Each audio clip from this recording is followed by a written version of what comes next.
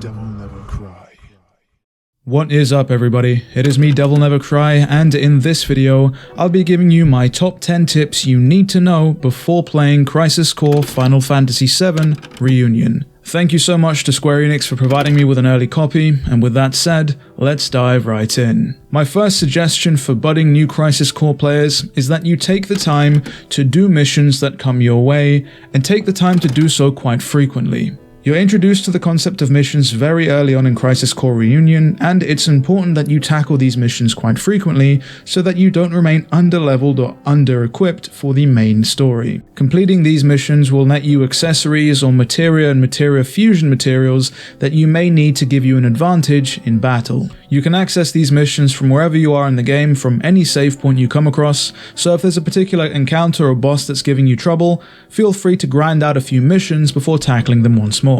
And that comfortably leads us on to my next tip, which is to set up several different sets of materia. Crisis Core Reunion allows you to set up and save multiple different sets of materia, allowing you to quickly and swiftly swap between them depending on which situation you're currently in. This new quality of life feature essentially incentivizes you creating different builds that take advantage of different enemy weaknesses, whether it's an elemental weakness, a status weakness, or whether it's a physical or magical weakness. The set feature isn't just limited to materia, but it also includes accessories as well, further allowing you to customize just how you want these different builds to play out. And as we're still on the topic of materia, let's talk about my third tip, which is to thoroughly make use of the materia fusion system when you gain access to it. As the name implies, you're able to fuse different materias, allowing you to create souped up versions of the ones you've essentially combined, or new ones altogether.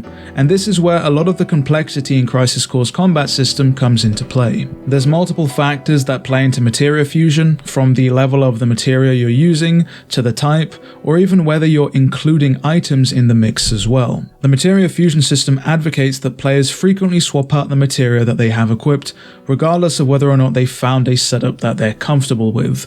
This is largely so that players have a wealth of upgraded or mastered materia that they have at their disposal that can then be used in materia fusion to create even stronger materia and even stronger setups. So I highly recommend that you thoroughly make use of this system, as it's one way to quickly build up Zack's strength, and it may give you just the edge you need to tackle some of those harder combat encounters.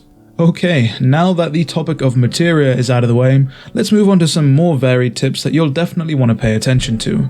The first of which is that you should tackle each and every optional objective that comes your way. For those of you who are unaware, throughout the multitude of Crisis Core Reunion's chapters, you'll often have side objectives alluded to, implied, or outright stated that you should definitely try and achieve if possible. For example, during the assault on Fort Tamlin in Wutai, Director Lazard will give Zack an optional objective of clearing out all of the Wutai operatives in the area.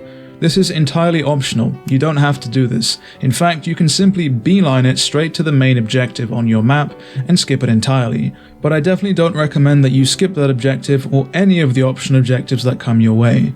By successfully completing these side objectives, not only will you gain a trophy or achievement, if that's your thing, you'll also be given extra gil or extra items and materia.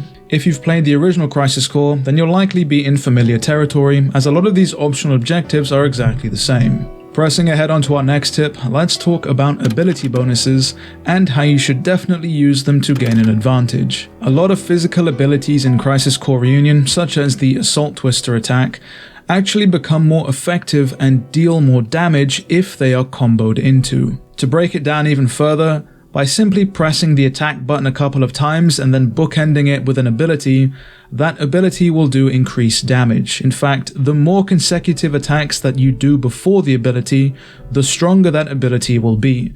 In this example, I'm using Assault Twister because that's an ability everybody will have access to at the start of the game. This is definitely a feature that you should be taking advantage of to eke out as much damage from Zack's abilities as possible, and again could give you the edge in battle you need to take down a pesky boss. Moving on, let's talk about enemy abilities and how to deal with them effectively. This is a new feature they've introduced in Crisis Core Reunion, and it is one that you should definitely keep an eye out for. When facing off against particularly powerful enemies, sometimes they'll start charging up a special ability, and an ability bar will be displayed above their head. This is essentially a giant flashing warning that an incredibly powerful attack is coming your way, and you need to prepare for it however you can. You're able to decrease the enemy's ability gauge by simply attacking. If you're able to get this gauge all the way down to 0 before the attack is cast, you'll interrupt it entirely and save yourself from taking any damage. If, however, you're only able to decrease the bar 50%, it means when the enemy does pull off that special move, they'll do 50% less damage. So it's always worth giving everything you've got when an enemy starts pulling out their most powerful attacks. My personal favorite strategy is to simply save any limit breaks I have for when the enemy starts charging their attack.